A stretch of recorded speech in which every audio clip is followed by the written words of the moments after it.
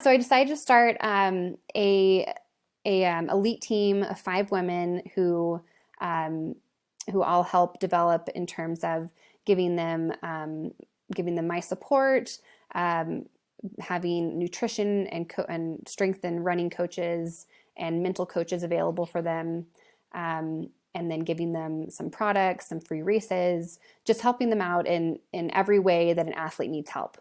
Welcome to the Spartan Endurance Series on Spartan Up Podcast with host Johnny Waite. Hey Spartans, today we've got the chance to talk with Nicole Mericle. Nicole is the 2019 Spartan World Champion, Trifecta World Champion.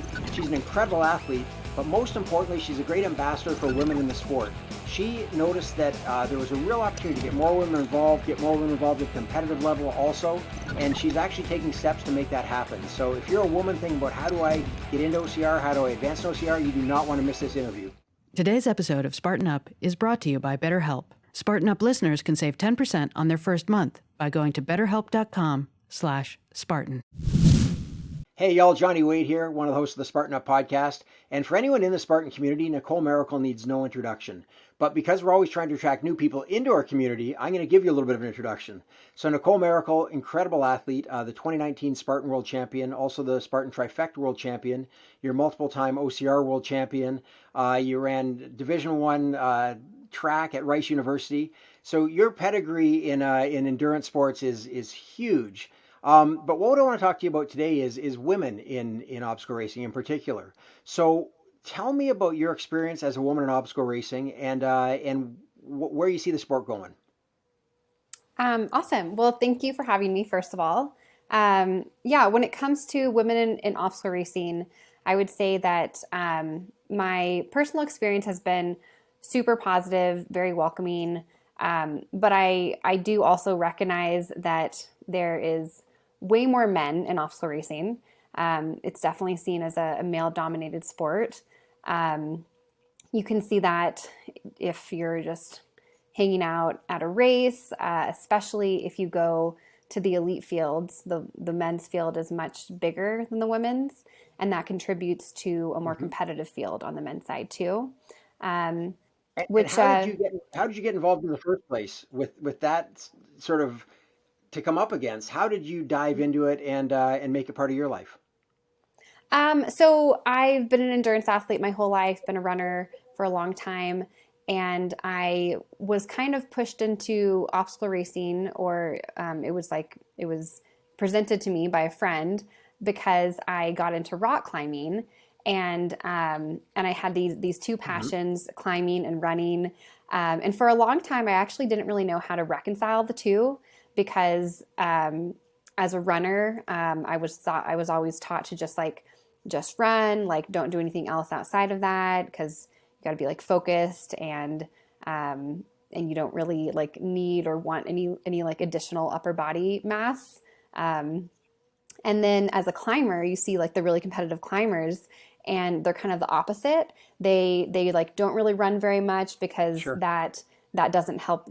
They're kind of opposing. Everything gets explosive, fast twitch. You want to be explosive, fast twitch muscles have to be developed, and so you don't really want to go out on long runs. And so if you look at the really great climbers, they don't have very much leg muscle. they're very top heavy, and so I kind of felt like this strange in between athlete, and I was can I do both of these and do them both at a high level? Where do I really belong as an athlete? And one of my friends suggested that I try an obstacle course race. The best of both worlds. Yes. And I was like, man, I really feel like I belong here. A sport where you're the natural athlete. Mm-hmm. Yeah, that was kind of my intro. So okay, how long have you been racing then? I know 2019 was when you sort of became famous, but how long have you been racing at that point? So I started racing in May of 2016. That was my first Spartan race. And tell me about that. What brought you to the very first race? Competition. I was looking for a way to compete again. I had been injured for a few years, and I hadn't been able to compete in running. And I really wasn't developed enough in rock climbing to compete at a really high level. And so, I really wanted something that I could compete in, that I could have kind of that identity that I associated myself with for so many years as a competitor, as an athlete, primarily as a runner. And all of that I found in Spartan racing. And it's funny because that's a little bit different perspective than a lot of people come into it with, right? Like you came in as a competitor and had found it as a competitive sport. And so many people, they come in just because they want to do something. They've been on the couch for a couple of years and they want to go out and they want to test themselves. They want to get outside. They want to get muddy. Or they used to be an athlete. You see a lot of that, the person who was a college athlete and hasn't done anything for years and finally finds an outlet for it. So, assuming that there's sort of two kinds of, and we'll say women because we're focusing on women, the ones who are really competitive and they're looking for an outlet for it, something they can do and make into a real pursuit.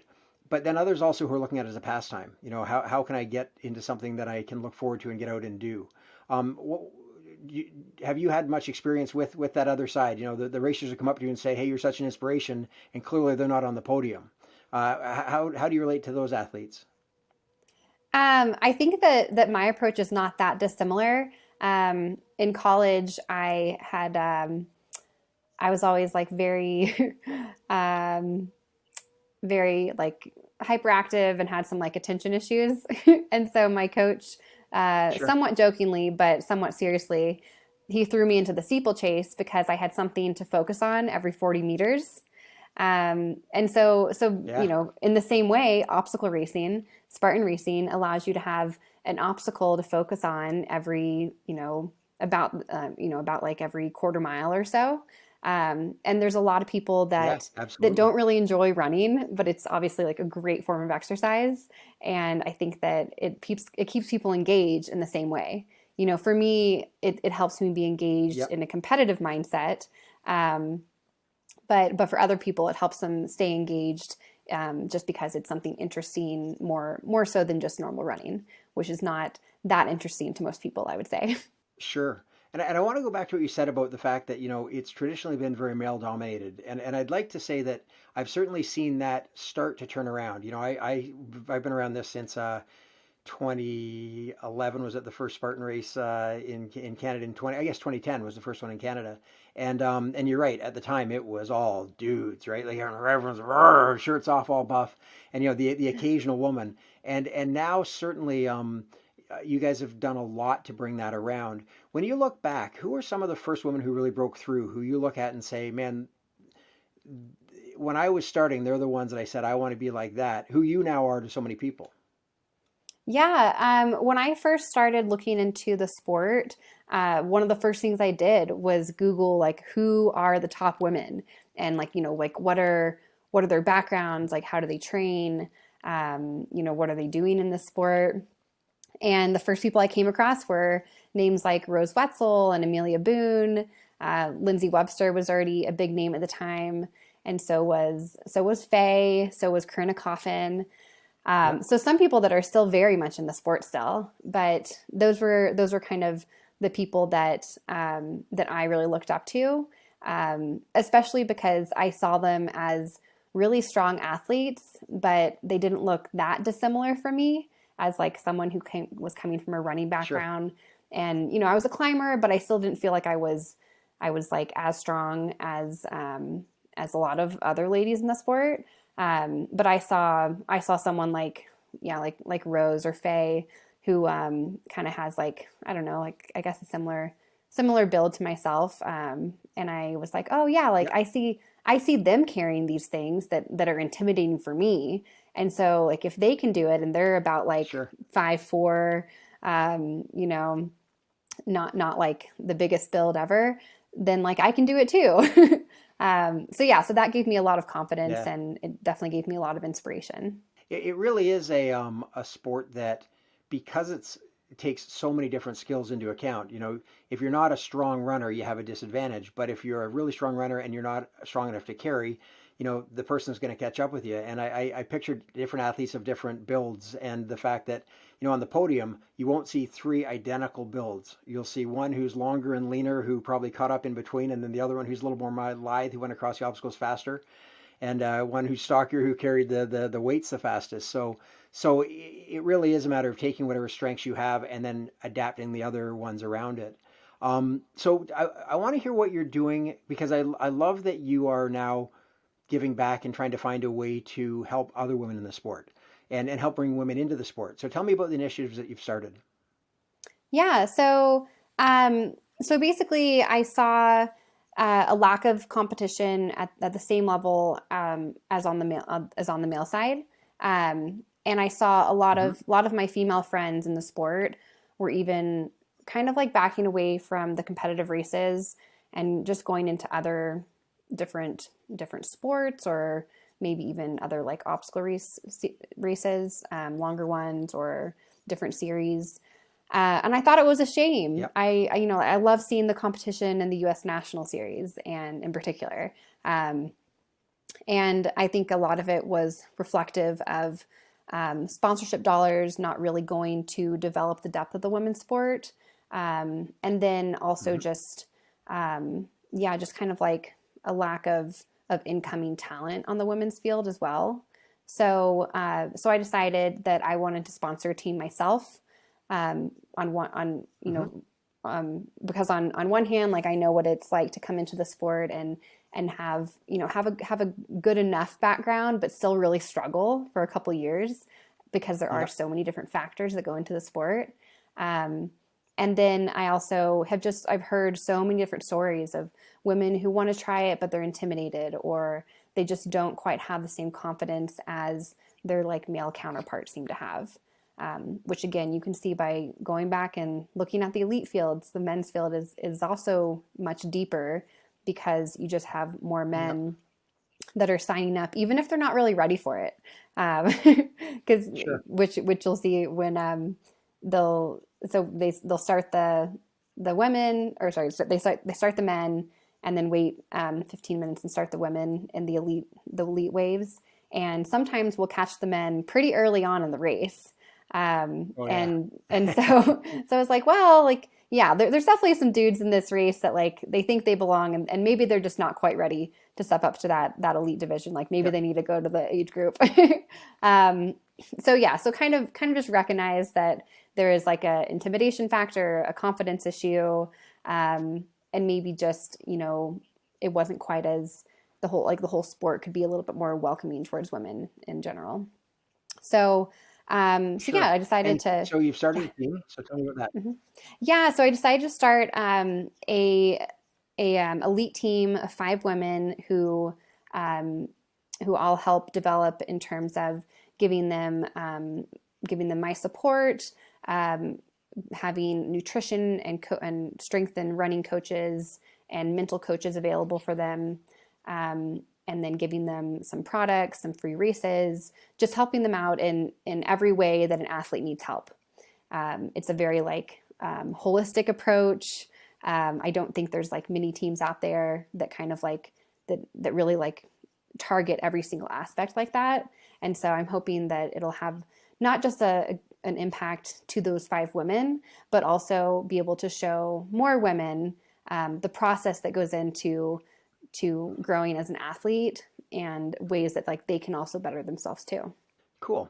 And so like you say, it isn't just about those 5, right? Because those 5 then become the examples, the ambassadors that extend that reach to other people as well. And then in terms of the broader sport, how do you see that or other things impacting more women in general? Because like you say, the women's elite heat certainly is smaller than the men's, and men have this sometimes misplaced confidence and bravado that women kind of feel they need to earn their way into that corral. But in terms of I guess I'm asking as a race director, even in terms of what can I do and what can we do to make the sport more welcoming in general for women? So I guess first of all, I think, and I'm sure you'll agree with me, that OCR and Spartan racing is a really powerful, life-changing sport. And so that's one of the reasons why I really think that women have a place here. And I think that they can benefit from being involved in this community. And I think they can also further it. They can better it. When you see women come into sports, especially if there's disadvantages in terms of like height or weight that are involved in that sport, we have to get creative. So we have to figure out new strategies, new techniques. And with that comes like innovation, and comes, better ways of doing obstacles, for instance. So I think that, I think it'll be really cool to see more women come into the sport. And I think one of the ways we can do that, there's one, it's if you highlight more women at all levels, I think that will help. I think talking about stories of women in particular who have like struggled, and not even just women, but also highlighting that everyone struggles and everybody fails things, which is not something you always see. If you look at a race that's live streamed or posted afterwards, you might see someone fail something in like the highlights, but it's not like when the results come out, you see like next to their name, like how many things everybody failed. Sure. And so I don't think so people don't know that like the men's elite athletes fail things. The women elite athletes, they fail things too. And it's something that it happens. It's not something you should be ashamed of. It's just, you can be like the most prepared athlete ever and you can still fail things. So I think people having an understanding of that might be helpful too, because I know I've heard over and over again that, like I'm afraid to step up to elite from age group because I don't have the obstacles perfected yet.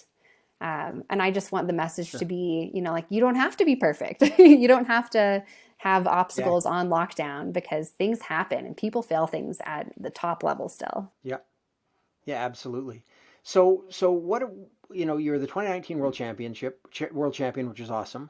2020 kind of didn't happen, right? Like that was a lost year. So what do you see for yourself, and what do you see for the sport in 2021 going forward? 2020 was a weird year for sure. I think that, I used that as a time to kind of like branch out, explore some different avenues of competition and athletics. And I think a lot of people use it as that as well. Some people just kind of like took a break, which is also, probably beneficial for some. 2021 obviously is still a little bit up in the air. We don't know. You're heading to Jacksonville, which is great. Yeah. So I'm going to Jacksonville. I'm really excited that race is happening. I plan to do the rest of the US National Series, and I think, I think that'll be really great to get back into kind of like some normalcy. And besides that, I've started to dabble in some ice climbing, and I'm going to continue to pursue that as much as I can, remaining with a focus on OCR. So OCR is still my main focus. I still love it. They probably take a few less chances than you might otherwise in climbing, knowing that a sprained ankle is the last thing you need. Yeah. So I asked you about some of the athletes who you looked up to, and and now you're sharing podiums with them. Who are some athletes that are maybe just starting to come on the scene, like somebody that you saw at a race that maybe they finished top 10, but nobody'd ever heard of them before, that you're like, that's a person that's going to be on the podium the next few years? Who do you want to give a shout out to that you think has some real potential on the women's side?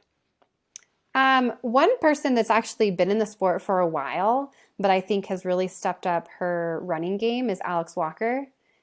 She's also spent a lot more time in other obstacle course races, and has kind of only like recently really come onto the Spartan scene. And she is incredibly obstacle proficient. She's a really strong, and now I would say she's just been, progressively getting better and running in a really, really good, healthy way.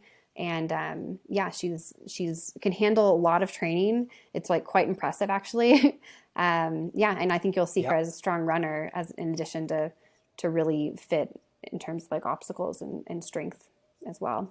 So I would say she's a name to look out for. And then also there's some young athletes. Lily Elkin is one that placed 5th in Jacksonville last year.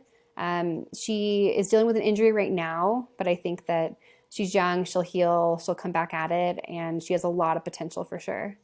And then there's a couple new athletes that are new to OCR athletes that will be in Jacksonville as well.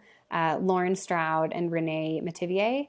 They are both runners, very good, solid runners. They ran at the Olympic trials in the marathon, and they're going to be doing their first OCR race in Jacksonville. I remember years ago watching the sport and saying when it's really going to explode competition-wise is when the runners start to show up. Because at first it was all people who didn't run who learned the obstacles, and but now that all of you runners are showing up and learning how to do the obstacles as well, it's really amazing seeing it just get pushed further and further and further. And it's really cool too seeing some of the ones who've been around for a while who maybe didn't come from running background who are now being forced to become better runners because of all the runners that are showing up. You used to see where the runner would get way out front and then the obstacle person would catch them on the obstacle, and it was like this. You're like you were attached by a bungee cord. But now everyone, like you say, the level is being raised. So if somebody wants to follow up on some of the stuff you've been talking about, and they want to find out about your team, or they want to find some of the resources that are available to women, where would you direct them? Sort of websites, Facebook groups, things like that? Yeah, so I've talked a lot about the group on my own Instagram, but I have a website now. It's www.ocrdreamteam.com, and that talks about the elite program, how to apply for it, and then it also goes into a little bit about the community team that's also being built, and that's going to be called Elevate OCR, and there'll be a separate platform on Mighty Network that will be a way for athletes to join and connect with other Spartan and OCR athletes in their area. They can get resources about nutrition and mental coaching and training. They'll be like ask me anythings from myself and from the other experts that I have on the team. So just a lot of really good information there. That's awesome. So I'm just going to recap that. So the one is OCRDreamTeam.com. OCRDreamTeam.com. That's to find out about your specific team.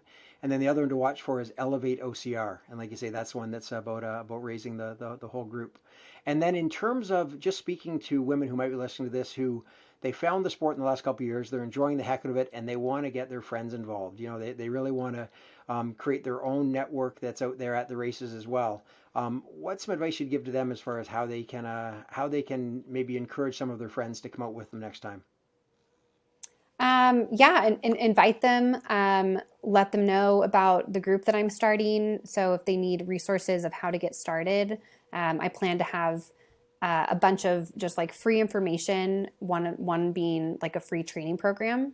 So it'll be really great for beginners, especially to be able to at least have like an outline of like kind of what you have to do. I know there's information out there, but there's nothing where like everything is in one place. And so I'm pretty excited to have everything on the Elevate OCR page. Cool, that's great. Well, we're going to make sure to also actually include the links on the bottom here as a graphic, so that maybe as I'm speaking right now, it's going across the bottom of your screen. So, well, that's awesome. Hey, Nicole, thanks so much for being here. I really appreciate it. Best of luck to you. It's not luck. Best of success to you this year. I know there's no luck involved at all, really, except for maybe sometimes when the spear doesn't stick. That's the only thing that maybe has a little bit of luck involed. But sometimes it seems like best that. To you in your training. Thank you. Yeah, sure. But best to you in your training, and thanks so much for what you're doing to make the sport even better and like you say, it isn't just for women. Bringing more women on is better for everyone, in fact. So you're really raising the sport in general. Totally. I don't want the men to feel left out. I think that everybody can do with a little bit more confidence. And so, no shame to the men that are stepping up and aren't quite ready. Like, that's totally fine. I just want to see more women doing it too. And you're quite happy to encourage those men as you run past them, I know. Totally. And they're all really supportive thanks again too. So much for being here. Thank you. Oh yeah, it's a great community across the board for sure. Thanks, Nicole. Thanks. Today's episode of Spartan Up is brought to you by BetterHelp. Spartan Up listeners can save 10% on their first month by going to betterhelp.com/Spartan. Thanks for listening to this episode of the Endurance Series on Spartan Up Podcast. Spartan Up is your partner in resilience for mind, body, and spirit. We're here 3 days every week. Tuesdays, you can find Joe DeSena, founder and CEO of Spartan, interviewing biohackers, business leaders, authors, and athletes. Thursdays and Saturdays, catch episodes from our DECA, Endurance, Trail, Combat, and La Ruta series. Do you know someone who needs a little nudge? Maybe they could use some motivation, tactics to be stronger, healthier, happier, more successful? Tell them about our show. And if you're watching on YouTube, leave us a comment. We want to know who's watching and who's listening. Thanks. See you next time.